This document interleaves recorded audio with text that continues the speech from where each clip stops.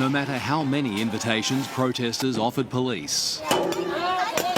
Trashing shops, setting train stations alight, blockading fire trucks, barricading streets, hurling petrol bombs.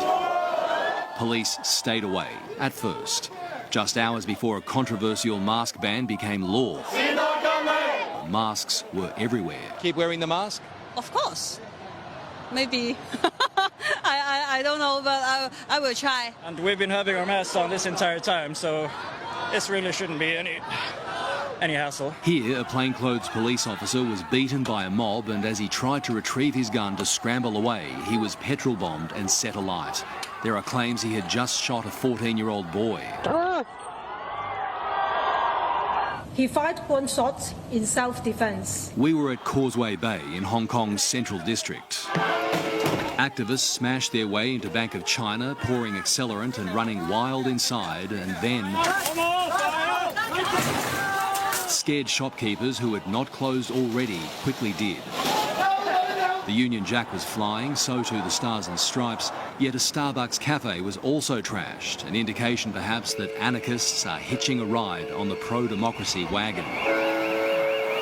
So this is now the third fire lit in Hong Kong's Central District. The restraint shown by police not to come here is quite frankly extraordinary. Now, while the damage is plenty to Hong Kong's infrastructure, particularly metro stations and shops, it is negligible compared to the damage to the Hong Kong economy. Tourism, which Hong Kong relies on, is down 40% because of these protests. When police did arrive, crowds scattered. Confrontation was minimal, perhaps a relief for both sides, as Hong Kong heads into a 3-day weekend and more of the same. And Robert Ovadia is in Hong Kong, where another protest has just taken place.